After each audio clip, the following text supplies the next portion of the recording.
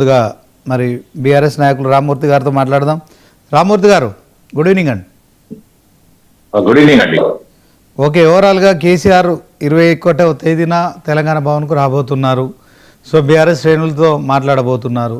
So చాలా రోజుల తర్వాత వస్తున్న కేసీఆర్ మరి ఒకవైపు పంచాయతీ ఎన్నికల్లో మరి కొంత బీఆర్ఎస్ పార్టీకి, కాంగ్రెస్ పార్టీలో ఒక 50%, వాళ్ళు 60 గెలిస్తే మీరు ఒక 27-28% గెలవడం కావచ్చు.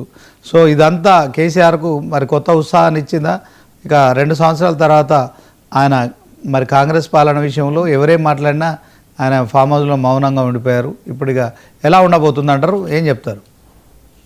ఫామ్ హౌస్ లో మౌనంగా ఉన్నాడు అన్న మాటకు నేను పూర్తి వ్యతిరేకం. ఎందుకంటే ప్రభుత్వం ఏదైతే చేంజ్ అయిన తర్వాత మార్పు ఏదైతే తెచ్చుకున్న తెలంగాణ రాష్ట్రంలో కాంగ్రెస్ ప్రభుత్వం ఏదైతే పరిపాలనకు వచ్చిన తర్వాత ఏ విధమైన అరాచకాలు చేస్తున్నారు దాని మీద మొదటి నుంచి మేము కొట్లాడుతూనే ఉన్నాం. ఏదైతే బాగా ఇబ్బంది అయిన సందర్భాల్లో గౌరవ కేసీఆర్ గారు మొన్న నల్గొండ, అంతకుముందు నీటి విషయంలో, ఏదైతే కృష్ణానది విషయంలో కూడా నీటి వాటర్ల విషయంలో ఏదైతే తప్పుడు ప్రచారం చేస్తుంటే బహిరంగ సభ పెట్టి క్లియర్ గా చెప్పడం జరిగింది.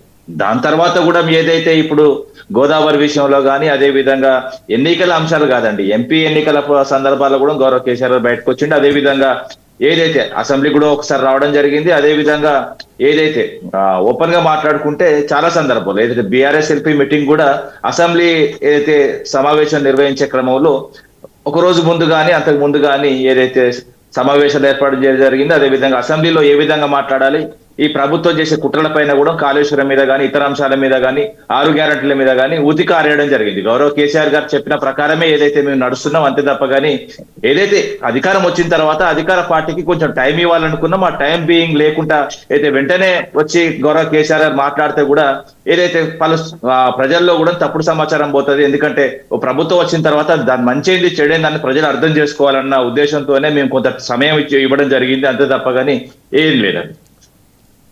ఓకే, థ్యాంక్ యూ రామ్మూర్తి గారు. ఒకసారి మడ్డి శ్రీనివాసరెడ్డి గారితో మాట్లాడదాం, కాంగ్రెస్ నాయకులు. శ్రీనివాసరెడ్డి గారు, గుడ్ ఈవినింగ్ అండి.